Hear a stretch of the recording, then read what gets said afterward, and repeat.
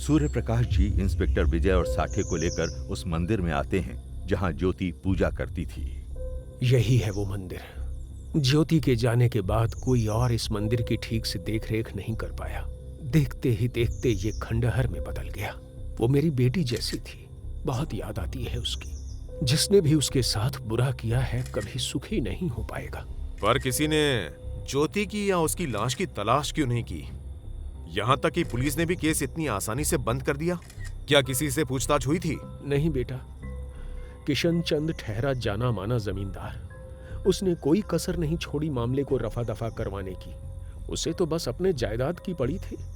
ज्योति के जाने के बाद अब वो पूरी जायदाद का अकेला मालिक था और ज्योति की मौत के कुछ दिनों बाद ही वो नई दुल्हन ले आया। गांव वाले दो बात करेंगे यही सोचकर वो समस्तीपुर जाकर बस गया।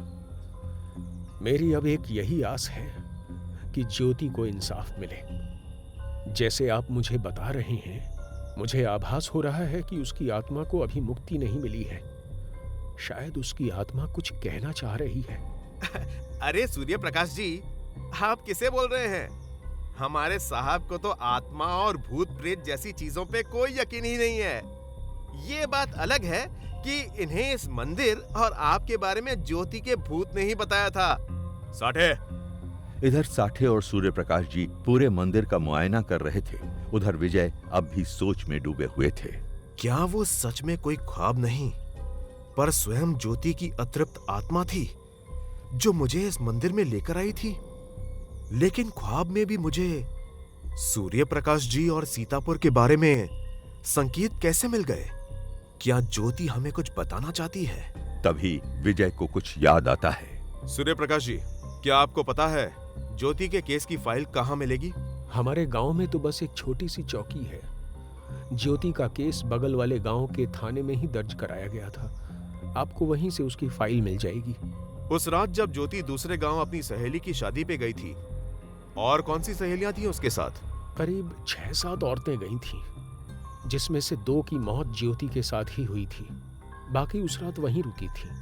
क्या ज्योति की बाकी सहेलियां अभी भी गांव में ही रहती हैं? हाँ, ज्योति की कुछ सहेलियां अभी भी यहीं हैं। ज्योति की बाकी सहेलियों से भी पूछताछ करनी पड़ेगी।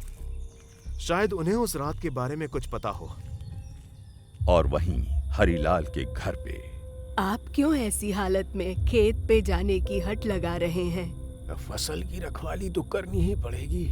तुम ज्यादा चिंता मत करो, अब मेरी तबीयत पहले से काफी बेहतर है। हरिलाल की पत्नी ने ना चाहते हुए भी उसके खेत में जाने का इंतजाम कर दिया। दिन ढलने के साथ ही वो खेत में जाकर पहरा देने लगा। उसने अपने पास ही एक अलाव जलाया और बगल में खटिया डाल ली। रात सुस्ती से बीत रही थी। आज पेड़ों की सरसराहट भी हल्की थी। कुछ ही पलों में रात अंधेरे के आगोश में डूबने लगी। हरिलाल की भी आंख लग गई। अचानक उसे खेत के पास से किसी औरत के चीखने की आवाज सुनाई पड़ी। वो हड़बड़ाकर उठ बैठा। कौन है? कौन है वहां? हरिलाल को अपने दिल की धड़कनें भी सुनाई दे रही थी। भय से उसका सीना फटा जा रहा था। तभी उसे फिर वही चीख सुनाई दी, इस बार और जोर से, जैसे वो कहीं पास से आ रही है। कौन है? मैं कहता हूं सामने आ। उसने पीछे के खेत में एक हलचल महसूस की। हिम्मत करके वो पीछे की ओर मुड़ा। उसे अपनी आंखों पे विश्वास नहीं हो रहा था। हरिलाल ने अपनी लाठी नीचे की और उसके पास चला गया। आप रो क्यों रही हैं? कौन है आप? वो औरत जो अब तक रो रही थी एकदम से चुप हो गई। उसने अपनी गर्दन एक तरफ झुकाई और अपना घूंघट सरकाते हुए बोली, मुझे पहचाना नहीं हरिलाल? मैं हूँ ज्योति। ये कहानी जारी रहेगी। जरूर देखें हमारा अगला एपिसोड और तुरंत चैनल को सब्सक्राइब करें।